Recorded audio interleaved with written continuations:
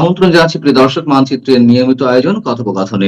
Banner এবং headline দেখে বুঝতে পারছেন যে আমি বলছি যে 18 তারিখের পর আওয়ামী লীগ দেবে মরণ কামড়। এটা কেন বলেছি এবং ঘটনাটা কি এই বিষয়ে আলোচনা করব, তার আগে একটু আপনাদের কাছ থেকে 1 মিনিট সময় চেয়ে নিচ্ছি, কিছু বিষয় একটু পরিষ্কার করে দেই। আর যদি পুরো ভিডিওটা না শুনেন তাহলে আপনারা সকলে বলবেন যে মিস ইনফরমেশন আবারও, কারণ ইনফরমেশন থাকে, পুরো ভিডিওটা না শুনে 1 লাইন শুনেই আপনারা চলে যান এটার কনক্লুশনে যে সব বুঝে ফেলেছেন। গতকালকের যে ভিডিওটা করেছিলাম যে শেখ হাসিনার সাথে আমাদের জননেত্রী মাননীয় প্রধানমন্ত্রী শেখ হাসিনার সাথে কথা বলেছেন আমেরিকার কূটনীতিক, সেটাতে আপনারা অনেকেই বলছেন মিস ইনফরমেশন। তবে যদি না বুঝেন, না জানেন, সেটা হচ্ছে অন্য কথা। আর যদি বুঝে থাকেন তাহলে বলো যে এটি মিস ইনফরমেশন না, আপনাদের বুঝতে হবে। আর সেই বুঝাটার জন্যই আজকের যে ঘটনাটা এখন বলছি সেটার সাথে এটার 110% মিল। সেটা হচ্ছে, দেখেন আপনারা এই মুহূর্তে আমার মাথার পেছনে যে ব্যানারটা দেখছেন সেখানে লেখা আছে, দেখেন, জামাতের আমিরের সাথে যুক্তরাজ্যের বাণিজ্যিক প্রতিনিধি দলের ভার্চুয়ালি বৈঠক অনুষ্ঠিত হয়েছে। এবং সেম বৈঠক অনুষ্ঠিত হয়েছে আবার তারেক জিয়ার সাথেও। এবং সেম অবস্থায় আবার ডাক্তার ইউনূসের সাথে তো গত মঙ্গলবারই বৈঠক হয়েছে, অনেক কিছুই বলেছে। দেখেন, জামাতের যে Facebook page, official Facebook page Shafiqur রহমানের, তার ফেসবুক পেজ থেকেই নেওয়া একটা জিনিস দেখেন, যুক্তরাষ্ট্রের বাণিজ্যিক প্রতিনিধি দল জেমিসন গিয়ারের সাথে জামাত ইসলামের আমির ডাক্তার শফিকুর রহমানের সঙ্গে ভার্চুয়ালি বৈঠক অনুষ্ঠিত হয়েছে শুক্রবার, মানে আজকে দুপুরে জামাতের ভেরিফাইড ফেসবুক পেজের এক পোস্টে বিষয়টি জানানো হয়েছে। বৈঠকে বাংলাদেশ ও যুক্তরাষ্ট্রের দ্বিপাক্ষিক বাণিজ্য, পারস্পরিক শুল্ক হার, ভবিষ্যৎ অর্থনৈতিক সহযোগিতা নিয়ে বিস্তারিত আলোচনা হয়। পোস্টে বলা হয়, বাংলাদেশ জামায়াত ইসলামের আমির ডাক্তার শফিকুর রহমান যুক্তরাষ্ট্রের বাণিজ্যিক প্রতিনিধি ইউএস ট্রেড রিপ্রেজেন্টেটিভ রাষ্ট্রদূত জেমিসন গিয়ারের সঙ্গে ভার্চুয়াল বৈঠকে মিলিত হন। বৈঠকে আরও উপস্থিত ছিলেন দক্ষিণ ও মধ্য এশিয়া বিষয়ক সহকারী মার্কিন বাণিজ্য প্রতিনিধি বোল্ডান লিঞ্চ, দক্ষিণ ও মধ্য এশিয়া বিষয়ক পরিচালক এমিলি এসবি এবং বাংলাদেশ জামাত ইসলামের যুক্তরাষ্ট্রের মুখপাত্র professor doctor Mohammad Nakibur Rahman. Doctor Mohammad Nakibur রহমানকে নেওয়ার কারণটা কি? কারণ হচ্ছে যে সম্ভবত, আমি 100% শিওর না, সম্ভবত হয়তো কারণ আমেরিকান ইংলিশ হয়তো আমাদের শফিকুর রহমান সাহেব খুব একটা ভালো বলতে পারেন না, বা হয়তো ভালো বুঝতে পারবেন না, হঠাৎ করে কোথায় কি বলে দেবে, এই জন্য আরেকজন ব্রিটিশ নিয়েছেন যিনি বাঙালি এবং ভাষা ইংলিশ ভাষা, বা এটা ভুল কিছু না, এটা কোনো অন্যায় করেননি এই জন্যে। এখন ওনার সাথেও কথা বলেছেন, আবার তারেক জিয়ার সাথেও কথা বলেছেন। এবং আপনার এর আগে আমরা বলেছি যে মঙ্গলবারে আমাদের উপদেষ্টাদের সাথেও কথা বলেছেন, তার আগে শেখ হাসিনার সাথেও মার্কো রুবিও কথা বলেছেন। এখন আপনারা বলতে কেন কথা বলবো, কি কথা? হ্যাঁ ভাই, এবার আসেন। আপনারা সকলেই জানেন যে 12 তারিখে একটা নির্বাচনের আয়োজন করা হচ্ছে। এখন এই নির্বাচন হবে কি হবে না সেটা নিয়ে কিন্তু টেনশনে আছে আমেরিকা। আবার এই নির্বাচন হয়ে গেলে এই গভর্নমেন্ট সাস্টেন্স করতে পারতেছে কিনা, এই গভর্নমেন্ট এই নির্বাচন ধরে রাখতে পারবে কিনা সেটাও সন্দেহ আছে। যার কারণে 3 দল, আওয়ামী লীগ, বিএনপি এবং জামাতের সাথে এই কথাগুলো। আওয়ামী লীগকে ওদের সবচেয়ে বড় ভয় যে নির্বাচন হয়ে যাওয়ার পরে এবার ক্ষমতায় বিএনপি আসুক আর জামাত আসুক, আওয়ামী লীগের ঠেলার সাথে বাঁচবে না, আওয়ামী লীগের ধোলাইয়ের কাছে দাঁড়াইতে পারবে না। সুতরাং গভর্নমেন্ট ঠিক থাকবে না, হরতাল, মিছিল, অবরোধ এগুলো দিতেই থাকবে আওয়ামী লীগ। সুতরাং ওরা যেসব ব্যবসা বাণিজ্যের চুক্তি ইন্টিমের সাথে 17 মাসে যা যা নেওয়ার সত্তর নিছে, কিন্তু এগুলো কি আসলে রাখতে পারবে কিনা? কারণ দেশের সরকার যদি স্টেবল না হয়, ওরা যে বিনিয়োগ করবে, ওদের বিনিয়োগ তো ক্ষতিগ্রস্ত হবে, তখন কি হবে? এইসব কারণে তারা এখন আলোচনায়। কিন্তু আলোচনায় এই যে জামাতের সাথে বা বিএনপির সাথে যতই আলোচনা হোক, আলোচনার মূল কেন্দ্রবিন্দু যে আওয়ামী লীগকে বাংলাদেশের রাজনীতি করার স্পেস ছেড়ে দিতে হবে, নির্বাচনে সকলকে নিয়ে নির্বাচন করতে হবে, আওয়ামী লীগকে বাইরে রেখে কোনো নির্বাচন করা যাবে না। এটা হচ্ছে মূল। কারণ আমেরিকাও ভালো করে জানে আওয়ামী লীগকে বাইরে রেখে নির্বাচন করে আপনারা 6 মাসও ক্ষমতা ধরে রাখতে পারবেন না। তো ওরা যে এই যে বন্দর নিল, পোর্ট নিল, রাস্তা নিল, ঘাট নিল, জায়গা নিল, জমি নিল, সেন্ট মার্টিন নিল, এগুলা কই যাবে?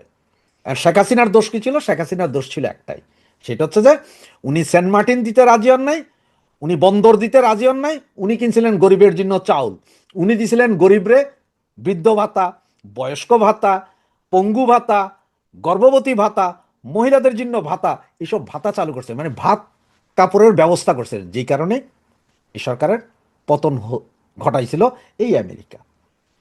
2024-এর আগে কিন্তু আমেরিকা একবার ক করছিল, এটা আপনাদের নিশ্চয় সবাই খেয়াল আছে। ওই সময় কি ছিল জানেন? ওই সময় আওয়ামী লীগ সরকারকে বলা হয়েছিল যে আওয়ামী লীগ সরকার এই যে সাগরের ভেতরে যে 12টা জোন যেখানে গ্যাস তেল গ্যাস উত্তোলনের যে কাজ, মানে এখানে তেল গ্যাস কি পরিমাণ আছে, উত্তোলন পেলে উত্তোলন কারা করবে, এগুলো নিয়ে একটা আলোচনা ছিল। আমেরিকার খুব ইচ্ছা ছিল যেগুলো সবগুলোর কাজই তারা দায়িত্বে পাবে। আওয়ামী লীগ সরকারও ইলেকশন আছে, সুতরাং ওই সময় কিছুই বলে নাই। যেই না ইলেকশনটা শেষ হলো, আওয়ামী লীগ সরকার 3 মাসের ভেতরে আন্তর্জাতিক দরপত্র দিল। তার মানে আন্তর্জাতিকভাবে দরপত্র যে যারা আছে সকলে আসেন, আমি এক দেশ শুধুমাত্র আমেরিকারে দিব না। কারণ আওয়ামী লীগ সরকার ভালো করেই জানতো এইসব অঞ্চলে দিলেই সেন্ট মার্টিন হারাবে। আর এটাই আমেরিকান গভর্নমেন্টের উপরে লেগে গেছিল বিশাল আতঙ্ক, যে কিরে আন্তর্জাতিক দরপত্র দিলে অন্যান্য ইয়েরা যদি আসে, এই যে আপনার অন্যান্য দেশ যদি আসে, এই দরপত্র তো ওরা টিকবে না, তাহলে তো ওদের সবকিছু হবে না। কারণ ওরা যদি পুরো ব্লকটা যদি ওরা পায়, তাহলে ওইখানে ওদের বিভিন্ন জাহাজ, দরকার সাবমেরিন এনে রাখবো, দরকারে ওই যে 7 ফ্লিট এনে রেখে দিব, কারো কিছু করার নেই, আমরা তো তেল গ্যাস উত্তোলন করছি, দেখছি, খনন কাজ করছি। সুতরাং তখন আওয়ামী লীগ সরকারকে ফেলে দেওয়া ছাড়া তাদের কাছে আর কোনো উপায় ছিল না। কিন্তু ফেলে দেওয়ার পরে এখন ওদের ভয় হচ্ছে যে এই মৌলবাদী সরকার আবার কি করে, যদি মৌলবাদী সরকার আসে আসে মানে হচ্ছে যে এটা এখন প্রি প্ল্যান, যে এই মৌলবাদীদেরকে আনবে হচ্ছে যে ইন্ট্রিম, তার কারণটা। এবং ইন্ট্রিম যে ইলেকশন করতে চায় না, বা ইলেকশন যদিও বা কোনোভাবে হয়, তারা আবার এই মৌলবাদীদের যেটা গ্যাঞ্জাম লাগায় রাখবে, তার একটা মূল উপাদান দেখেন। গতকালকে কি করলো একজন উপদেষ্টা, তিনি আবার আমাদের জাতীয় নিরাপত্তা উপদেষ্টা, উনাকে নিয়ে বিমানের ডাইরেক্টর করা হলো। ভাই, একজন উপদেষ্টা মানে মন্ত্রী, ডিরেক্টর হয় আমরা শুনছি কখনো এমপি, বা এমপিও না এরকম লোকজন ডিরেক্টর হইতে পারে। একজন মন্ত্রী পদমর্যাদার উপদেষ্টা, উনি কেন বিমানের ডিরেক্টর হবেন? আবার নির্বাচন কমিশনের সচিবকে কেন চেঞ্জ করে বিমানে দিতে হবে? নির্বাচন কমিশনের সচিব হঠাৎ করে 1 মাস নেই নির্বাচন, তার আগে সচিব চেঞ্জ, তো নতুন সচিব এসে বুঝবো কি? আপনি যখন একটা নতুন বিয়ে করলে ওই মাইয়ার চরিত্র বুঝতে, ওই মাইয়া কি চায় কি না চায় এটি বুঝতে যেমন সমস্যা হয়, মেয়েরাও সেম, যে একটা ছেলেরা হঠাৎ করে বিয়ে কইরা আপনারা যেমন বুঝেন না, বুঝতে পারেন না যে এর কি পছন্দ না পছন্দ, ওই না কি জানা, ছেলেরা বুঝে না মেয়েদের কি পছন্দ না পছন্দ। সেম কাহিনী হচ্ছে যে এই নির্বাচন কমিশনের সচিব হঠাৎ করে চেঞ্জ করা 1 মাসে, তো ওই বেটা এসে বুঝবে কি? ও তো কিছু বুঝবে না। আবার ওই সচিব, নির্বাচন কমিশনের সাবেক সচিবকে নিয়ে গেছেন কোথায় আপনারা? বিমানে। আবার জাতীয় নিরাপত্তা উপদেষ্টাকে বিমানের, বাংলাদেশ বিমানের ডিরেক্টর করেছেন কেন ভাই? উনি তো মন্ত্রীর, উনি তো একজন ডিরেক্টর চেয়ে অতি উচ্চ পদে। তাহলে এইসবগুলো, তো এগুলো সব করাচ্ছে যে আসলে যে 12 তারিখ ইলেকশন হবে তার একটা নমুনা। এবং 1/11-এর সময় আমাদের কাছে নজির আছে, 10 দিন আগেও টোটাল নির্বাচনও বাতিল হয়েছে, উপদেষ্টা পরিষদও বাতিল হয়েছে। এখন আমেরিকা কেন তাইলে ফোন দিচ্ছে? আমেরিকা ফোন দিচ্ছে সকলকে, যে সবার সাথে কথা বলতেছে, ভাই দেখেন এর ভিতরে এখন আওয়ামী লীগ, ওই যে ব্যানারে দেখলেন যে 18 তারিখের পরে আসছে মরণ কামড়। ভাই এটা আমি বলতেছি না মরণ কামড়, আমি কোত্থেকে বলবো? আমি ক্ষুদ্র ছোট মানুষ, আমি তো আওয়ামী লীগের নেতা না, বা আওয়ামী লীগের কোনো নেতাও বলে নাই যে আপনার 18 তারিখের পরে বিশাল মরণ কামড় দিবে, আন্দোলন হবে। এটা বলছে কারা ভাই? গোয়েন্দা সংস্থা। বাংলাদেশের গোয়েন্দা সংস্থা বলছে ভাই বিশাল আন্দোলন হবে। এখন বিশাল আন্দোলন হবে, তাইলে 12 তারিখের নির্বাচনের আগে হয়তো এই বিভিন্ন কেন্দ্র, ভোট কেন্দ্রগুলো জ্বালাও পোড়াও হইতে পারে। ভাই এটা আমি বলছি না, জ্বালাও পোড়াও হইতে পারে, মানে জ্বালাইয়া পোড়াইয়া দিতে পারে। এটাও কারা বলছে? গোয়েন্দা সংস্থা। তো এখানে তো আওয়ামী লীগ কি ভাই জ্বালাও পোড়াও করে? কখনো কখনো করে না, ঠিক না? 96 সালের ওই যে ইলেকশন মনে আছে তো, বিএনপি আওয়ামী লীগ করছিল, পাবলিক করছে ভাই। পাবলিক যদি আন্দোলন করে, পাবলিক যদি জুতা পিটা করে এই ছাত্রদেরকে, পাবলিক যদি বিভিন্ন ভোট কেন্দ্র জ্বালাইয়া দেয়, পাবলিক যদি বিভিন্ন নেতাদের ধৈরা দিগম্বর করে ধোলাই করে, না আমার কি করার আছে ভাই? আওয়ামী লীগের কি করার আছে? সুতরাং এই যে মরণ কামড়, মরণ কামড় ওরা বলতেছে যে আওয়ামী লীগ মরণ কামড় দিবে। এখন আওয়ামী লীগ দিবে নাকি জনসাধারণ? আসলে জনসাধারণ বলতে ওরা ভয় পায়, কারণ জনসাধারণের 90% এখন আওয়ামী লীগ। যেই বেটা এর আগে আওয়ামী লীগ করতো না, সেও কয় যখন আওয়ামী লীগ ভালো। যেসব মহিলাগুলো আগে বলতো না, আগে বলতো যে আওয়ামী লীগ খারাপ, তারাও এখন কয় যে আওয়ামী লীগ ভালো। মহিলাদের এখন সমস্যা হয়েছে না? এই যে হাইকোর্ট রায় দিয়ে দিল ভাই, দুই বিয়া, মানে প্রথম বউয়ের অনুমতি লাগবে না দ্বিতীয় বিয়া করতে, আবার তৃতীয় বিয়া করলে দ্বিতীয়টা তো প্রথম হয়ে যায়, সেটারও অনুমতি লাগবে না। তো মহিলারা এখন চিন্তা করতে, আয় হায় আগে পাইতাম না, আগে যাও একটা ভাতার পাইতাম, এখন তো দেখি লাঙ্গের আশা করে ভাতারও গায়েব। মহিলারাও এখন বিরোধী।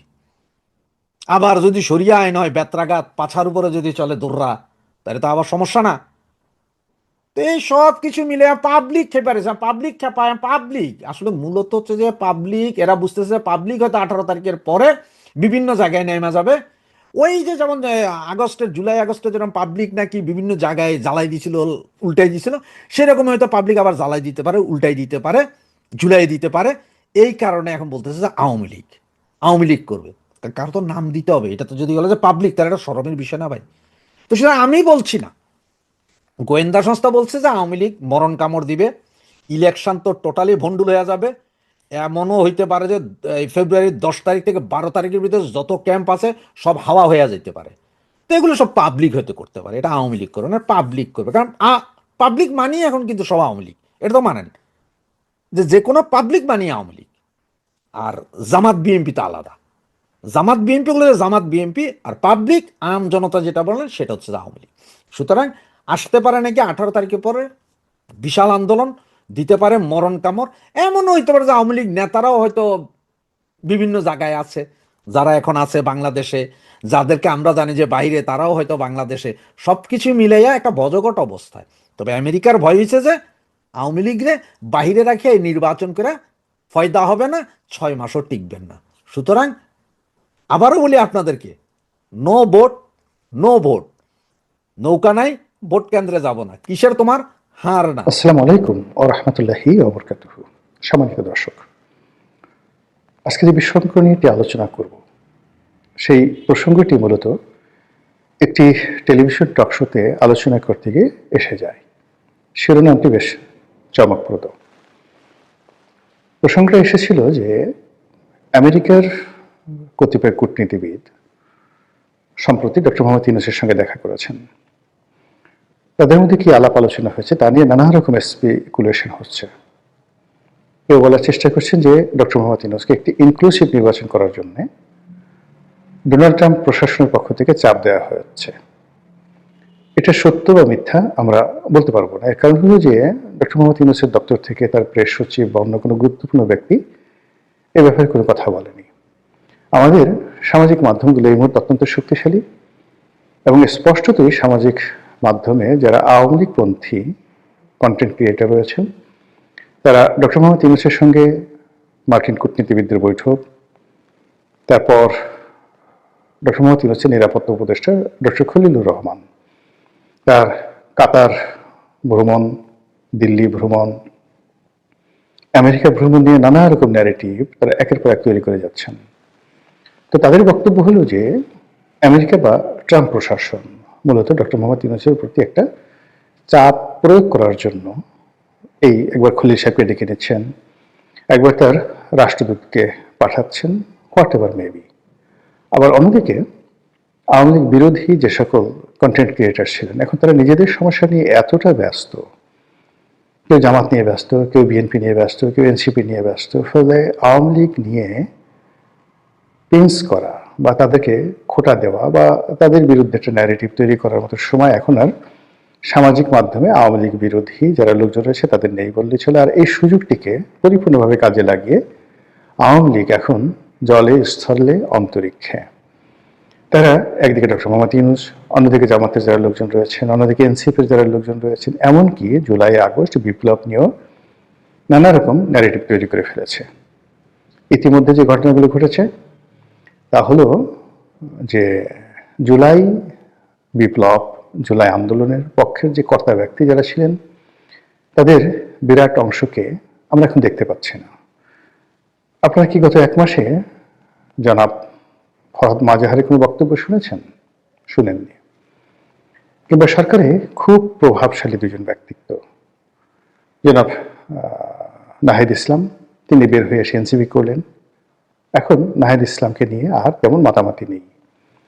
জনাব মাহফুজ, যিনি তথ্যমন্ত্রীর দায়িত্ব ছিলেন বা মন্ত্রণালয়ের দায়িত্ব ছিলেন, তিনি, আর আসিফ মাহমুদ সজীব ভুইয়া, বাংলাদেশ প্রতিষ্ঠিত হওয়ার পর কোনো একক ব্যক্তি যদি একাধিক মন্ত্রণালয় নিয়ন্ত্রণ করে, যাকে বলা হয় প্রভাব প্রতিপত্তির একটা ইতিহাস তৈরি করতে পারে, তো সেই ভদ্রলোক সেই কাজটি করেছেন। এখন তিনিও এই নির্বাচন উপলক্ষে মন্ত্রিপরিষদ থেকে পদত্যাগ করে রীতিমতো একটা বেহাল দশায় পথে ঘাটে ঘুরে বেড়াচ্ছেন। নির্বাচনের মাঠ কতটা জটিল, কতটা কঠিন এবং কতটা নির্মম এখন যারা নির্বাচনের মাঠে ঘুরে বেড়াচ্ছেন, সেটা হাসনাত আব্দুল্লাহ বলেন, শেরজিজ বলেন, তাসনিম যারা বলেন, কিংবা নাসিরুদ্দিন পাটোয়ারি, তারা হাড়ে হাড়ে টের পাচ্ছেন যে রাজনীতি কাকে বলে, ইলেকশন কাকে বলে।